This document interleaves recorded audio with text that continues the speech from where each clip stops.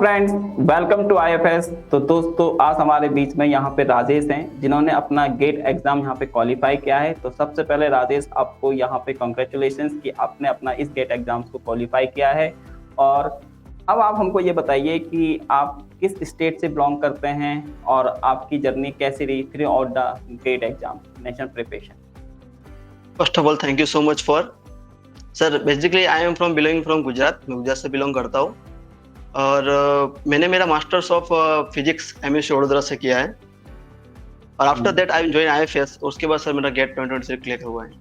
अच्छा, तो मतलब आपने यहाँ पे अपना आईएफएस को ज्वाइन किया और मतलब आप आईएफएस में ऑफलाइन स्टूडेंट थे। हम आपको अच्छे से जानते हैं, ठीक है। हमने ही आपको यहाँ पे पढ़ाया है, काफ़ी हमने हमारी अच्छी अच्छी यादें भी हैं। आप आते थे अपने डाउट लेके, क्वेश्चंस लेके, तो अच्छा लगता है कि हमारे कुछ स्टूडेंट अगर सेलेक्ट होते हैं तो ये बात तो चलो ठीक है हमारे तुम्हारे बीच की। लेकिन मैं आपसे ये बोलना चाहता हूँ, मैं ये पूछना चाहता हूँ, बहुत सारे स्टूडेंट्स का यहाँ पे रहता है कि मतलब इस पूरी गेट प्रिपरेशन में, ठीक है, आप कभी डिमोटिवेट हुए या आपको कभी लगा कि नहीं यार गेट की प्रिपरेशन छोड़ देना चाहिए, कुछ और करना चाहिए। इवन आप शायद सीएसआर नेट की भी प्रिपरेशन कर रहे हैं, तो कभी ऐसा लगता है कि यार नहीं कुछ और ट्राई करते हैं, ये थोड़ा टफ हो रहा है एग्जाम। तो इस बारे में क्या कहना चाहते हैं आप? नहीं सर, मेरा ये मानना है कि आपका पर्टिकुलर किस सब्जेक्ट में कितना इंटरेस्ट है। जो भी स्टूडेंट मेरे साथ थे, मेरे कलीग्स, उनसे मतलब मिलके हमारा ग्रुप ऐसा था कि हम सबको फिजिक्स में एक अच्छा इंटरेस्ट था।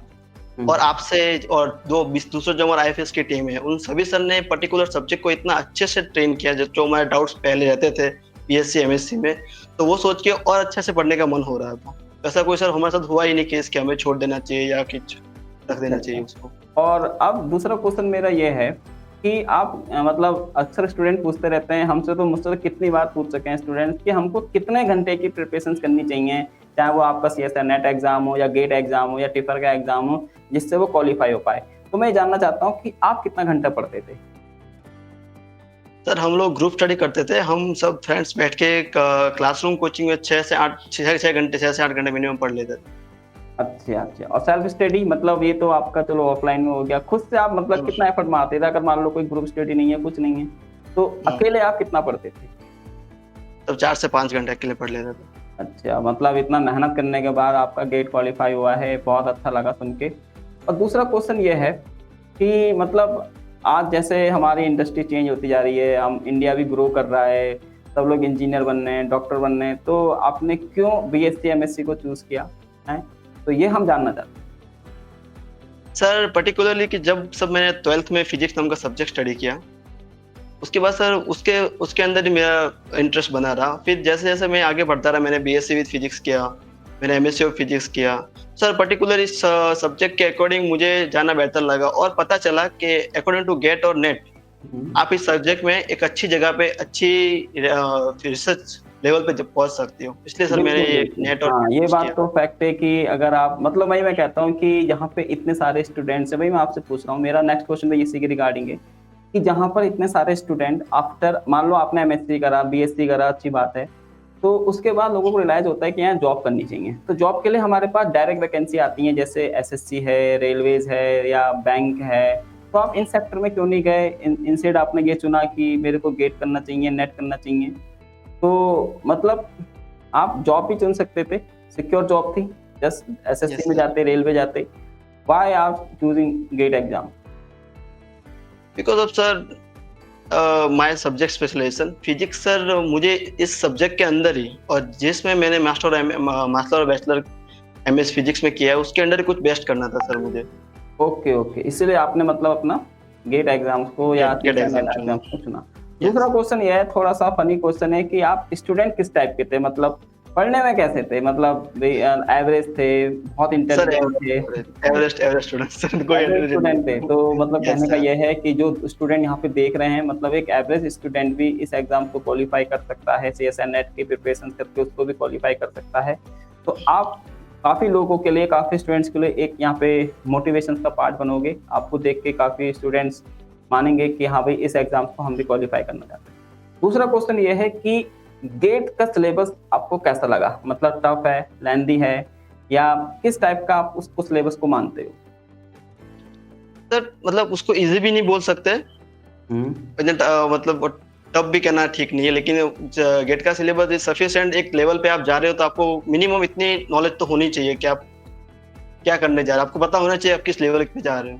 हाँ, मतलब मैं ये मानता हूँ कि जो हमारा गेट का जो सिलेबस है वो थोड़ा सा कॉन्सेप्ट बेस्ड ज़्यादा आता है, मतलब सिलेबस को यस देख के सर। तो थोड़ा सा मिलता जुलता है सीएसआर नेट के हिसाब से, लेकिन जो उसके लेवल ऑफ क्वेश्चन हैं वो थोड़े से हमारे इजी होते हैं लेकिन कॉन्सेप्ट बेस्ड होते हैं।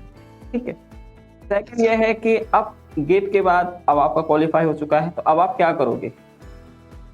सर पर्टिकुलरली पहले तो मैं आईआईटी पीएचडी के लिए अप्लाई कर रहा हूँ, ओके ओके, मतलब और आप, बाकी जो भी रिसर्च प्रोजेक्ट है उनके लिए अप्लाई कर रहा हूँ। हाँ ये अच्छी बात है कि आप इसमें आगे बढ़ रहे हो। और नेक्स्ट कि मतलब आप आने वाले जो स्टूडेंट्स हैं उनको आप क्या टिप्स देना चाहते हो कि वो किस तरीके से इस एग्जाम्स को प्रिपेयर करें कि उनका भी गेट एग्जाम आपकी तरह क्वालिफाई हो पाए?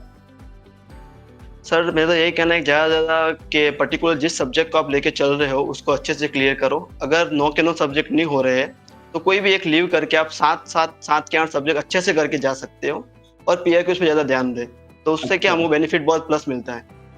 अच्छा, मतलब हमको गेट या किसी एग्जाम्स को क्वालिफाई करने के लिए हमको पीवाईक्यू सॉल्व करने चाहिए? मैं या यस सर, कंपलसरी। कंपलसरी है ना, उससे हमको एक आइडिया मिलता है कि इस टाइप के क्वेश्चन हमारे गेट में या नेट एग्जामिनेशन में आते रहते हैं। अब दूसरा क्वेश्चन ये कि आपके फ्यूचर गोल्स क्या हैं? सर मेरा फ्यूचर गोल्स है कि मैं पीएसयू जैसे आईपीआर, ईश्वर प्लाज्मा रिसर्च, इसरो, ऐसी अच्छा कोई भी गवर्नमेंट से वहाँ पे जॉब करूँ। अच्छा अच्छा। दूसरा ये कि मतलब अक्सर लोग ये पूछते रहते हैं, आपसे भी पूछेंगे, हमसे भी पूछते हैं कि क्या कोचिंग करना जरूरी है इस एग्जाम्स को प्रिपेयर करने के लिए, सेल्फ स्टडी से भी हो सकता है? सर मेरा पर्सनली ये मानना है कि कोचिंग ही एक गाइडेंस है जिसके थ्रू आप इस जो दौर में आगे बढ़ सकते हैं। गेट नेट के लिए particular coaching is most important. आप ओके कोचिंग के थ्रू ही आगे बढ़ सकते हैं। Okay okay. और मैं ये जानना चाहता हूँ कि आपके घर का एनवायरनमेंट कैसा था? मतलब आपके पेरेंट्स ने आपको हेल्प करा या रजिस्ट करा, नहीं कुछ और कर लो, या मतलब किस टाइप का? क्योंकि अक्सर स्टूडेंट्स के साथ ये होता है कि वो अपने पेरेंट्स को कन्वे नहीं कर पाते हैं इस चीज़ के लिए, क्योंकि उनके पेरेंट्स को पता ही नहीं है कि what is the GATE exam, CSR NET exam. तो आपके पेरेंट्स ने आपको किस तरीके से यहाँ पे हेल्प किया, ये थोड़ा सा हम जानना चाहते हैं। सर एक्चुअली देखा जाए तो मैं पहले प्रिपरेशन करने के बारे में नहीं सोचा था वगैरह। फिर मेरे फैमिली ने गाइडेंस लेके, उन्होंने खुद अवेयर होके मुझे वहाँ पुणे जहाँ पे कोचिंग सेंटर चल रहे हैं आईएफएस में भेजा उन्होंने खुद से। वो मुझे बहुत सपोर्टिव है। अच्छा अच्छा अच्छा। तो ये है, मतलब हम तो आपको मतलब जब से आप यहाँ पे आए हम तो काफ़ी अच्छे से आपको जानते हैं और आपका हमको अच्छे से पता है। तो ये तो बस हमारे तुम्हारे बीच की बात थी कि हम आपको जानते हैं, लेकिन हम ये बताना चाहते हैं कि अगर आप एक मतलब इसमें हम ये नहीं बोलेंगे कि हमारी वजह से हुआ है, बस ये है कि हमने थोड़ा सा आपकी हेल्प करी। लेकिन कोई भी स्टूडेंट अगर वो पढ़ना चाहता है या वो कुछ सीखना चाहता है, उसको थोड़ी सी भी हेल्प मिलती है, वो लाइफ में ज़रूर आगे बढ़ता है। तो ये था हमारा। और राजेश, आपसे बहुत अच्छा लगा ये सब जानकर कि आपने अपने एग्ज़ाम्स को यहाँ पे अच्छे से क्वालिफ़ाई किया है और आपको आने वाले फ्यूचर्स के लिए हमारी तरफ से बेस्ट विशेस हैं। आप इसी तरीके से आगे बढ़ते जाओ और अच्छी जगह पे आप नाम करते जाओ। ठीक है Rajesh, bye bye. Sir thank you so much.